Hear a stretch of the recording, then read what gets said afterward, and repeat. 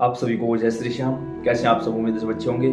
प्रेमियों, आज की इस वीडियो में हम बात करेंगे कि जब कोई अच्छी शक्ति यानी कि देवी देवता हमारे घर में प्रवेश करते हैं तो हमारे घर का माहौल क्या हो जाता है। इसी टॉपिक पर आज बात करेंगे। जब आप मंत्र जाप के द्वारा, नाम जाप के द्वारा या नियमित पूजा करके, नियमित पूजा का मतलब आप सुबह शाम पूजा करते हो, सुबह करते हो या शाम को करते हो, और पूजा करते करते समय आपको तकरीबन ये मान के चलिए 90 दिनों का समय बीत जाता है, 3 महीने के आसपास का समय बीत जाता है, तो आपकी वो पूजा फलीभूत होने लगती है। उस चीज को देखते हुए आपके घर में दैवीय शक्तियों का प्रवेश शुरू हो जाता है।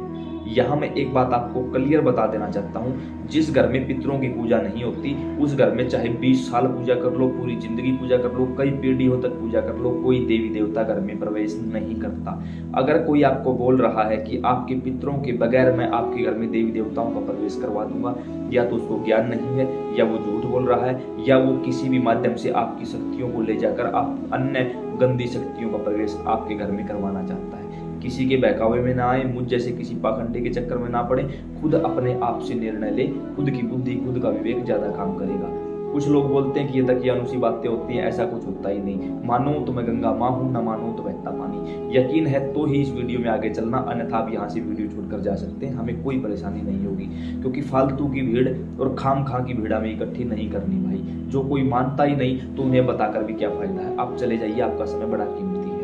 अब जब देवी देवता आपकी पूजा से प्रसन्न होकर आते हैं, गुरु के आशीर्वाद से आते हैं, या आपके पहले जो पूर्वज थे जो सेवा भाव से सेवा किया करते थे, उनके ऊपर देवता खुश थे, वो शक्तियां आपके घर में आती हैं। सबसे पहले आपके घर के पितृ खुश होंगे, और आपके पितृ आपकी कुल देवी और कुल देवता को खुद बुला कर लाएंगे कि हाँ, हम इनसे खुश हैं, अब आप इस घर में विराजमान होइए, निवास करिए।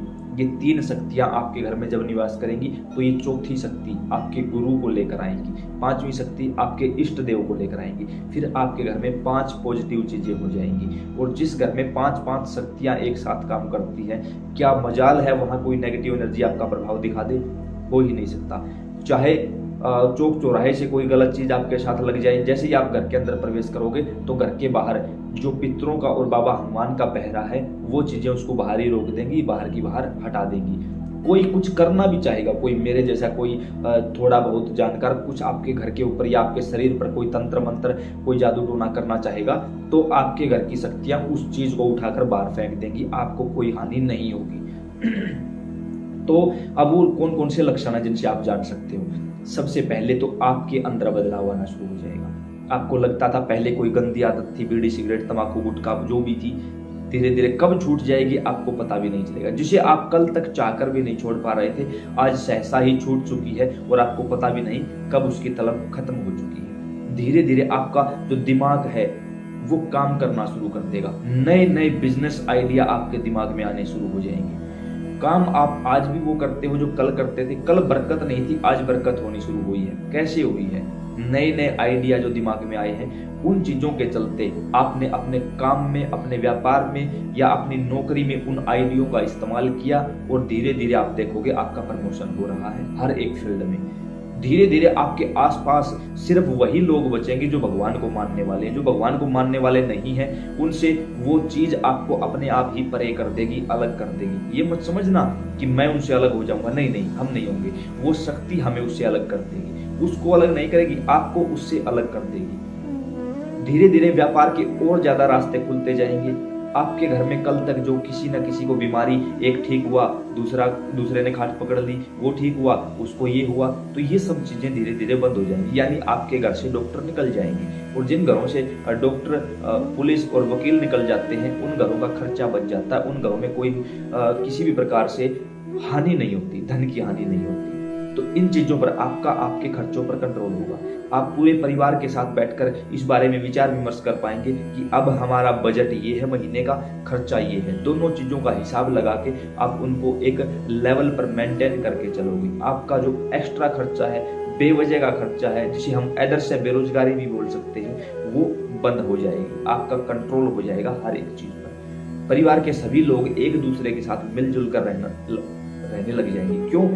क्योंकि जिस घर में दैवीय शक्तियों का निवास होता है, सबसे पहले वहां सुख और शांति अपने आप आ जाते हैं। उस घर में लक्ष्मी नहीं आती, लक्ष्मी नारायण आते हैं। दोनों आते हैं। अकेली लक्ष्मी जब भी आती है, हमारा रहता ना ओम जय लक्ष्मी माता, नारायण को किसी ने बुलाया ही नहीं। अकेली लक्ष्मी जब आती है, लक्ष्मी का वाहन क्या है? उल्लू।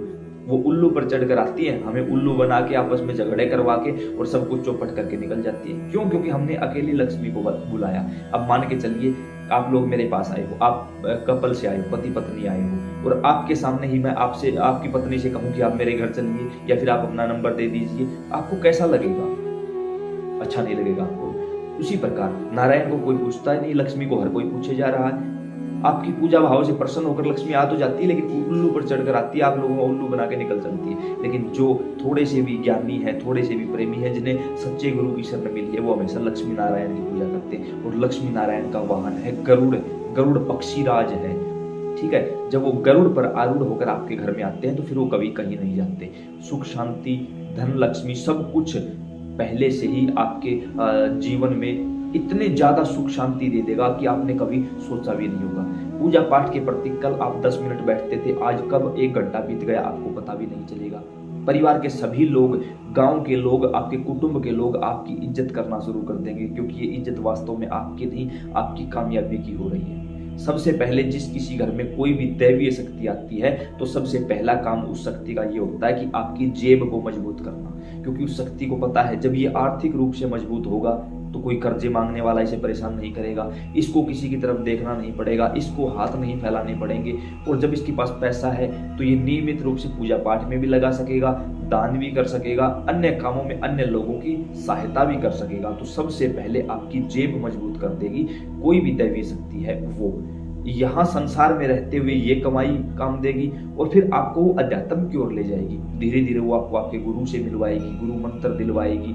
फिर धीरे धीरे आप उस जब मंत्र का जाप करते हुए आगे बढ़ते चले जाओगे तो जो कमाई मरने के बाद काम आएगी, यानी नाम जाप, मंत्र जाप, वो कमाई आपकी करवाएगी, लोगों का आशीर्वाद आपको दिलवाएगी। आप जो भी बात धीरे धीरे लोगों के लिए प्रार्थनाएं करोगे वो प्रार्थनाएं सच होनी साबित हो जाएंगी। धीरे धीरे आप लोग देखोगे कि हमारे परिवार में इतना बदलाव आया है कि हमारे कुटुंब में ही कोई इतना आगे नहीं निकला, इतनी धन संपदा, इतना नाम किसी का नहीं हुआ था जितना हमारा हुआ है। वो सब कुछ आपकी मेहनत के कारण नहीं हुआ है, वो सब कुछ उनकी रहमत के कारण हुआ है। जो कुछ भी हो रहा है उन शक्तियों के कारण हो रहा है। धीरे धीरे आपकी जिंदगी इतनी बदल जाएगी, इतना परिवर्तन आपकी जिंदगी में आ जाएगा कि आप खुद बैठकर सोचोगे यार सच है, मैंने कभी इतनी मेहनत की ही नहीं जितना मुझे आज रिजल्ट मिला है, जिसका मुझे फल मिल चुका, जितना मुझे मिल चुका है, इतना मैंने कभी मेहनत तो बहुत दूर की बात, मैंने तो कभी कल्पना में सोचा भी नहीं था कि ऐसा कुछ मेरे साथ हो सकता है। और आज देखो भगवान की कितनी असीम अनुकंपा है, वो सब कुछ मुझे प्राप्त हो चुका है जिसका मैं कभी अधिकारी भी नहीं था। धीरे धीरे ये सारी चीजें बढ़ जाती हैं और अकेले आप ही नहीं, पूरे परिवार के लोग पूजा पाठ में अपना समय देने लगते हैं। पूरे परिवार के लोग धीरे धीरे उन सारी चीजों से दूर हो जाते हैं जो आपके लिए नुकसानदायक थी। एक ऐसा पॉजिटिव वातावरण आपके आसपास बना दिया जाता है। तो उम्मीद करता हूँ ये जानकारी समझ और पसंद आई होगी कि जब घर में देवी देवता आते हैं तो क्या माहौल हो जाता है। अन्य प्रेमियों के पास भेजो, फेसबुक व्हाट्सएप के माध्यम से शेयर करो ताकि उन प्रेमियों को इस बात का पता चल सके। जय श्री श्याम।